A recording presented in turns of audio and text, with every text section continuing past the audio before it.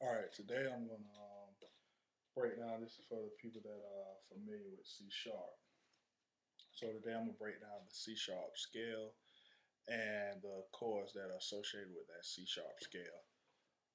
C sharp scale would be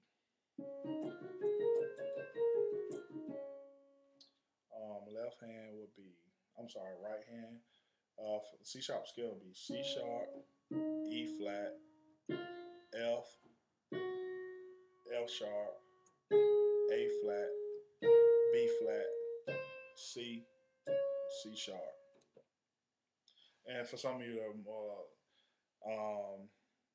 that might get confused sometimes when people say D flat or C sharp. They talking about C sharp or D flat, whichever way you want to call it.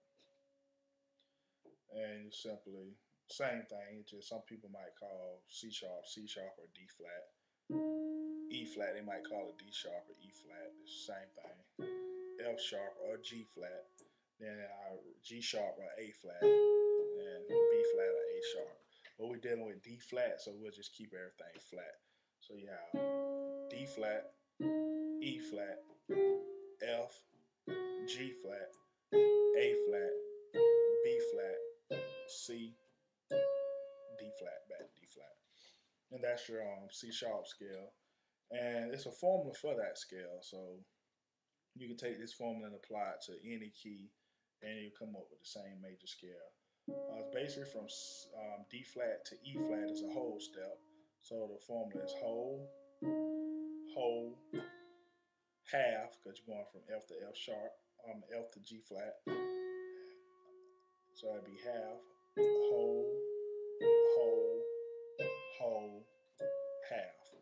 So the major scale formula is whole, whole, half, whole, whole, whole, half. And how you get the whole and half thing?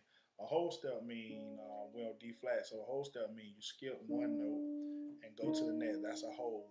A half step is the note right next door to it, which is from D flat to D. So now that we have that, with each one of these the keys, you have what you call numbers, and which is D flat would be your one, E flat would be your two, F would be your three, G flat would be your four, A flat would be your five, B flat would be your six, C will be your seven, and back to D flat, which can be eight or one.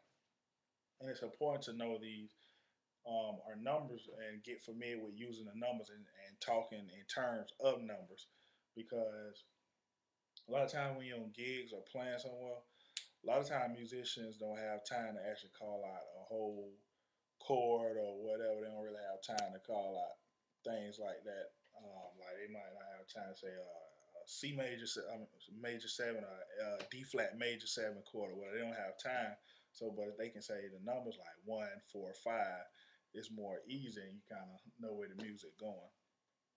So, if you don't know your numbers, it's important you know your numbers, and really don't go into the other videos that I'm making in D flat until you've mastered the basic concept of this, because this once you know your chords and your scales and things, it's going to open you up to a whole lot and be able to hear the different things that are in the music. And for the fingering for that, back to the scales, and the same thing with your left hand. The same notes with your left hand. The fingering that I like to use is that they consider the right way in classical, is your index finger on your D flat, your middle finger on your E flat, your thumb on F,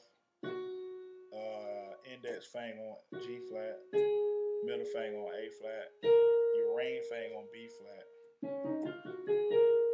cross over again to the C, your thumb on C, and then back to your index on C sharp, D flat, and then walk it back down.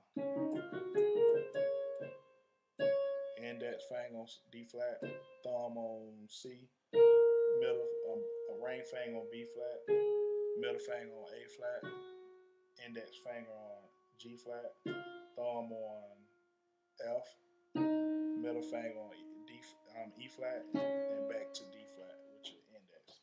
The finger with your left hand is your middle finger start on C sharp, D flat. I'm sorry, I'm so used to saying C sharp and D flat, so just forgive me. Middle finger on D flat, E flat is your index finger. Thumb on F, cross over to the G flat. Your ring finger on G flat. Middle finger on A flat. Index finger on B flat. Thumb on C.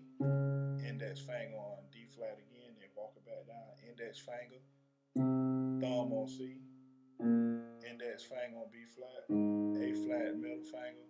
Ring finger on G flat. And cross over back to the F on thumb on F, index finger on E flat, and back to your middle finger on D flat. So that's the correct finger. Because you use any other finger, you're gonna run out of fingers. So that's the correct fingering to be able to make it flow smooth. At least two for your practice. At least go over your scale. At least 2 to 5 minutes before you get ready to practice. That get your hands loose and warmed up as well.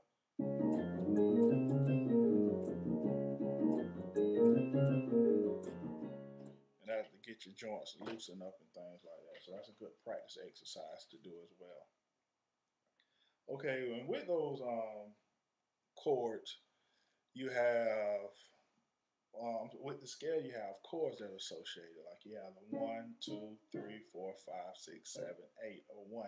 It is chords that are associated with that. So you have I'll break that down in the second go round. So learn that, and I'll be back with the second